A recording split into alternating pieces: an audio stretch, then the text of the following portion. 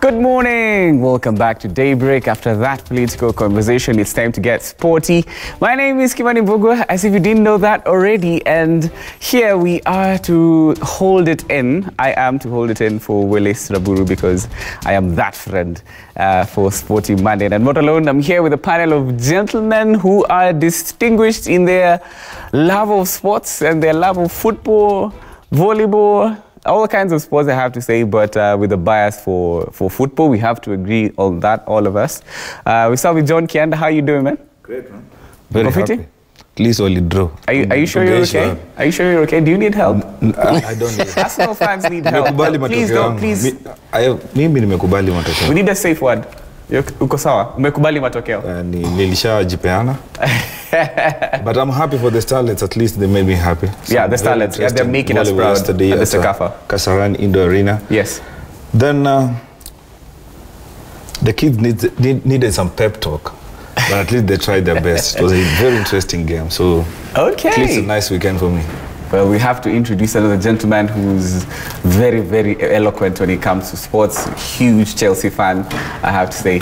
Bwana Steve Shitera, karibu kwenye uwanja wa Sporty Monday. Mimi ndo mnafaa kunikaribisha juu mimi ndo mgeni hapa. Karibu. How was your sporting weekend? I'm good. Na naona tayari ushani sweet talk so that nisiongee mbaya.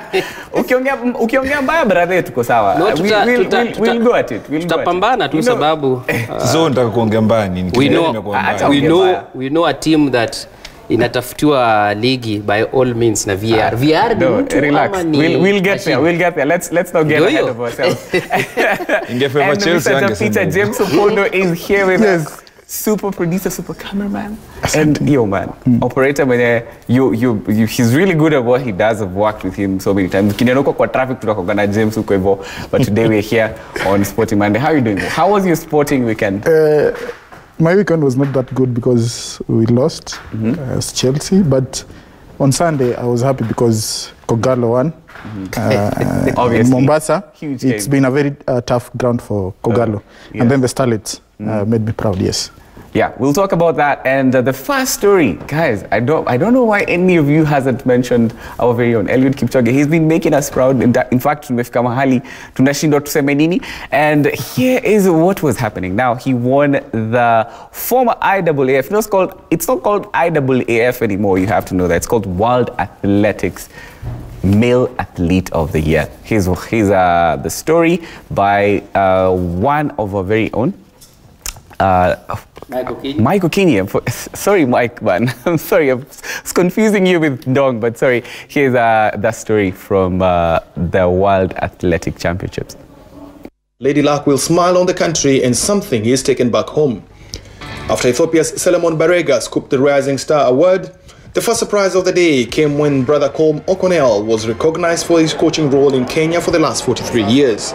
Brother Colm is the coach of Olympic 800 meters champion David Rudisha, who is also the world record holder over the same distance. I'm not going away anytime soon. But such an award is a fantastic recognition, not just for myself personally, but for the people of Kenya, for the athletes of Kenya, for as we said, we're using the word powerhouse, and certainly no function, no award ceremony can go on in the world of athletics without Kenya being somewhere along the line recognized. Bridget Koske, who set the world record in the women's marathon, missed out on the Female Athlete of the Year title that went to hot favorite Delilah Mohammed of the United States. And I definitely knew this year would be tough, and I definitely wanted to give it my all. I never ever imagined coming home with this, and I'm just so happy. Yeah. Then came the big one. The World Athletics Male Athlete of the Year is Eliud Kipchoge. Eliud Kipchoge proved once again to be the biggest name in athletics after winning the London Marathon and breaking the 2 hours barrier. Kipchoge was not at the awards and addressed the gala via Skype, but the Kenyan delegation, led by the Cabinet Secretary for Sport, Ambassador Amina Mohamed, and the Principal Secretary, Ambassador Kirimi Kaberia, were over the moon. It was really special. The day was really good. I'm happy to be the first human being to run under 2 hours, and I hope I inspired a lot of generation.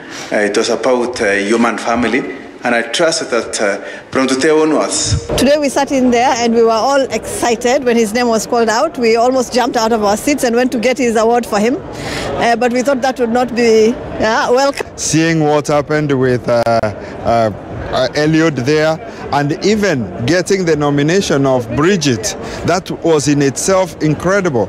Kenya was all over the place. In every shot they were showing, there was a Kenyan, there was Kenyan flag, and you know what? If there is no other powerhouse, I want to know which one it can be if it's not Kenya. Kenya once again stole the show at the global stage of world athletics. It was a great night for Kenya, winning 2 awards at the IAAF Now World Athletics Awards of 2019. Brother Colm and, of course, Eliud Kipchoge winning the title for the 2nd year in a row. Michael Kinyi for Citizen TV in Monaco. Oh, Mike looking good there in a tux.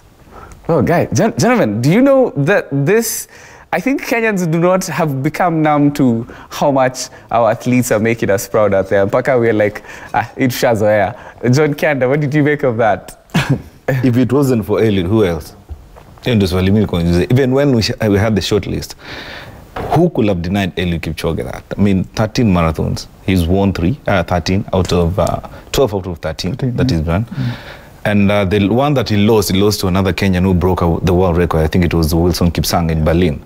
So he denied Eliud the award kama hii. You know, IAAF is not FIFA. Unajua FIFA unaweza pata controversies ziko ndani. But there's no way someone could have denied Eliud Kipchoge this award. This is basically fruits of dedication, hard work, and humility, and consistency in terms of performance. So, one gold medal that I'm sure of next year in the Olympics has to be for Eliud Kipchoge in the marathon. So all the best to him. I understand Geoffrey Kamworor also wants to try it in the marathon. They're training partners. It'd be good to see Geoffrey Kamworor and Eliud Kipchoge running the same race, maybe the marathon. But Kamworor has an option of running the 10,000 meters. So for me, Eliud deserves that award, and congratulations to him. For the PS and CS who are there attending that award, Harambee Starlets are playing this afternoon at 4 p.m. Kindly make your way to Tanzania and also support them. That is just my plea to them. Yeah. That's a really good, very good point. It's a good one. And I believe the Kenyan government, of course, has a representation there. I don't think Kwamba Sekafa makes even bigger when the CS is there. Yeah. The CS definitely lazima kuwe na representation, because Kipchoge was big because beating the world to the best male athlete of the year. It has placed us to a level of the likes of Croatia, Modric winning it, the Ballon d'Or. So let us pride in what we can achieve. And in athletics, we have conquered the world. Same way other sporting nations are conquering the world in football, basketball. I think it's an honor for Kenya, and proudly so, to be a Kenyan and in Kenya. I love the way he said that this is a Ballon d'Or of athletics. Of course. It is. Yes, it is. And it's hard to imagine that Kenya has such dominance. Brother Colm there saying, if it's not Kenya, then who else? Who else? Yes. James, what do you make of this? I think it was a good weekend for Eliud, because it's been dedication, as Kanda is saying. It's hard work. And then that guy is down to earth. He's just a different type of a person.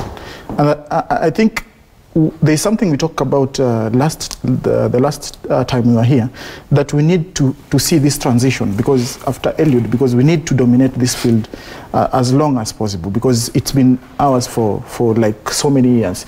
So we need also to have that transition. We see who can come, because we talk about Kamworor, but we need to get someone else to also challenge that. And they have really big footsteps. They have big shoes to fill. Yes, it's difficult, but they are training together. If Kamworor is training together with Eliud, so he can learn a lot from the guy, from the legend. And I think when we talk about the government representation, we should also see a situation whereby if things are not going well, they are supposed to be there. If things are going right, they are always there. So if Harambee Starlets are playing for the final Sekafa, we should not be seeing like someone else was sent to represent.